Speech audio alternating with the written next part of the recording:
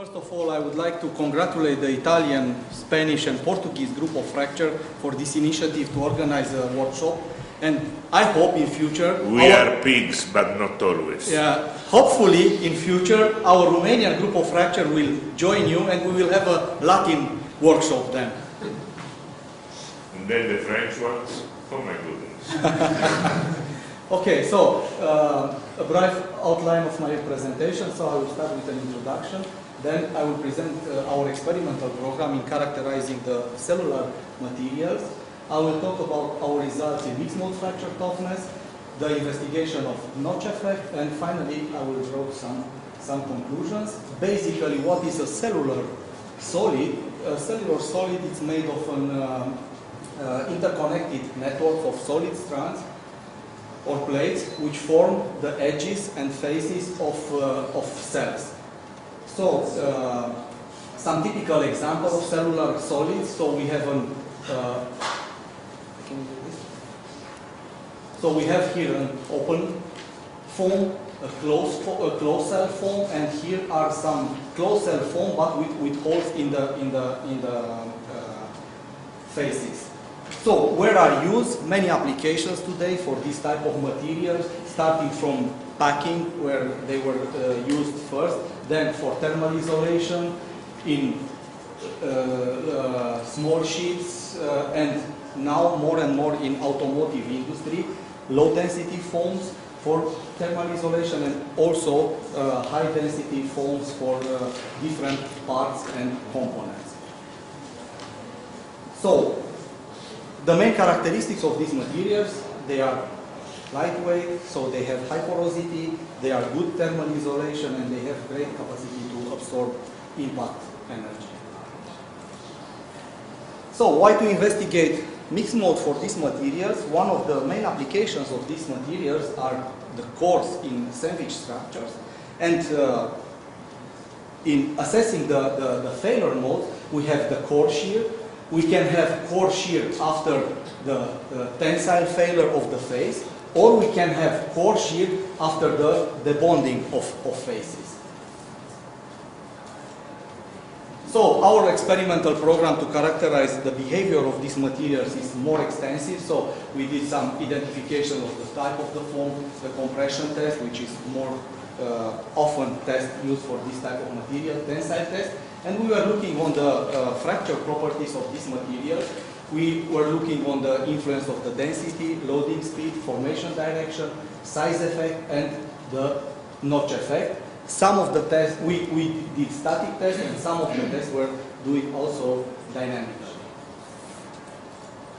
I will not go through all these results today. We have short time. But the investigated polyurethane materials were 4 polyurethanes made by Necumera, a company from Germany, on different densities. And you have here, after the SEM, a statistical analysis of the main structural property of this. So we have the cell diameter, the cell wall thickness, and the measured density of this. So starting from 100 kilogram per cubic meter to 651. So what we can see here, if these looks more like a foam, on higher density, this looks like a porous solid.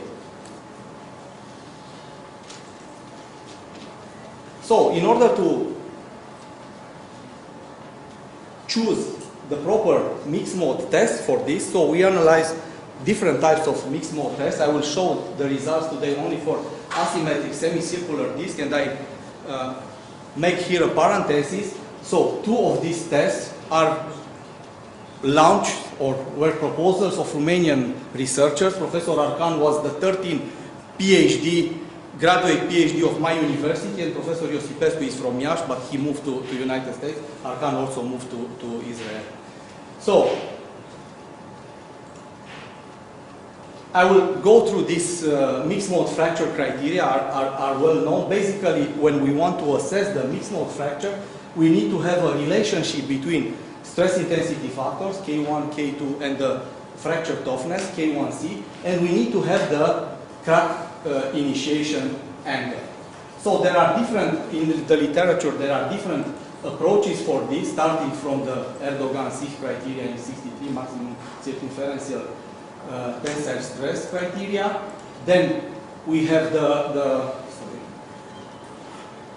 minimum strain energy density criteria of Sich, and the maximum energy release rate criteria of Hussain.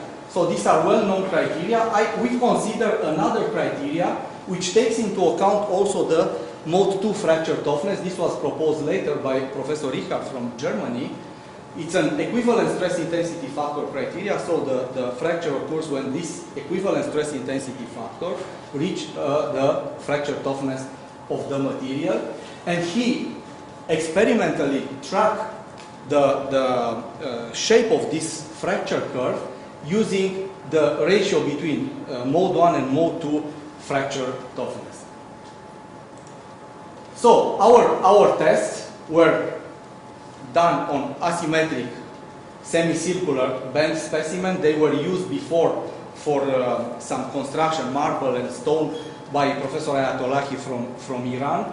We use Zwick-Roll 5 kilonewton testing machines. We did the test at room temperature with 2 mm per minute speed. And we choose some dimensions: 40 millimeter radius, a crack of 20 millimeters, thickness of the specimen 10 millimeters. And this type of specimen, only by moving one of the support, can produce different mode mixities, from pure mode 1 when the two supports have the same distance, so we have the symmetric case, to pure mode 2 when this support goes very close to the crack here. So 2.6 to 30 millimeter was the support distance of the second support. In order to calibrate this material, we did some finite element analysis, and we plot this non-dimensional stress intensity factor for different position of the support S2. So we have here a pure mode 2 where the support is very close to the crack. So, and when we have the symmetric case, we have here the pure mode 1 fracture toughness. Mode 2 is 0. So some typical low displacement curves for one density. You can see here we have a linear elastic and a drop, so it's a brittle failure, and the load increase with increasing the presence of the mode 2. Then we assess the fracture curves. What we can see here, so the best fitted for this result, experimental result, is the Gmax criteria and equivalent stress intensity factor criteria for low densities. For higher densities, so we have much scatter, but again, if we average our results, again the equivalent stress intensity factor fits better the results. We also, I told you, we also perform tests on other type of specimens. The results are in the same range, what we can see here. So around 0.1 for 100 kilogram per cubic meter density, which is increasing. Mode 1 and mode 2 is increasing to 1.2, 1.3 for the higher density, which was around 700 kilogram per cubic meter. So we also look on the crack path. So you can see here for different mode mixities, the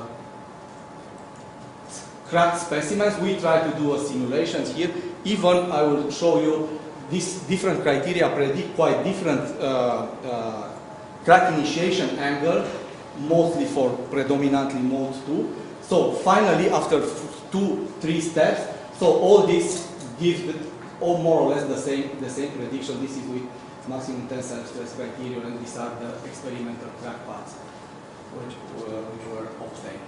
So, and these are the theoretical predictions of the crack paths and the experimental results for 3 densities. So then we try to look on to study the notch effect for this material. So we consider the theory of critical distance method. Probably these days this will be debated more here, so I will not stay too much on this.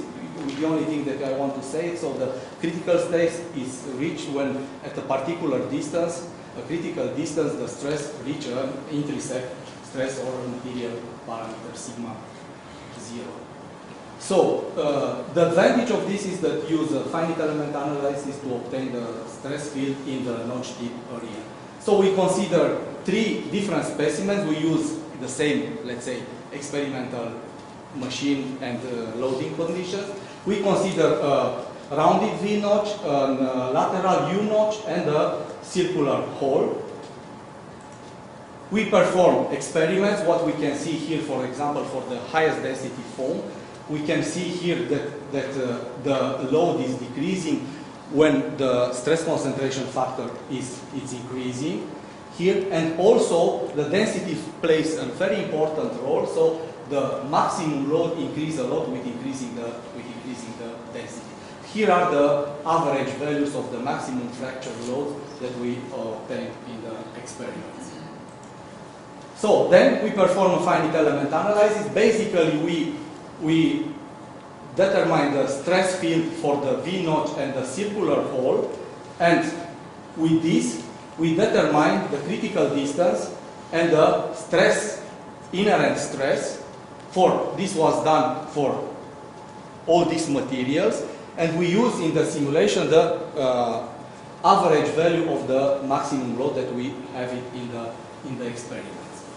So what we want to try with this was to link in a way this characteristic critical distance and the inherent stress to some characteristics of the structure. So we plot here the critical length versus the cell diameter, and we found that it's a linear, quite good linear correlation, and also the intrinsic stress versus the ultimate tensile stress of the material, where we get again of quite a linear variation. So these are the critical distance and the intrinsic stress for the 4 densities that we consider. And then to check our results, so we apply this for the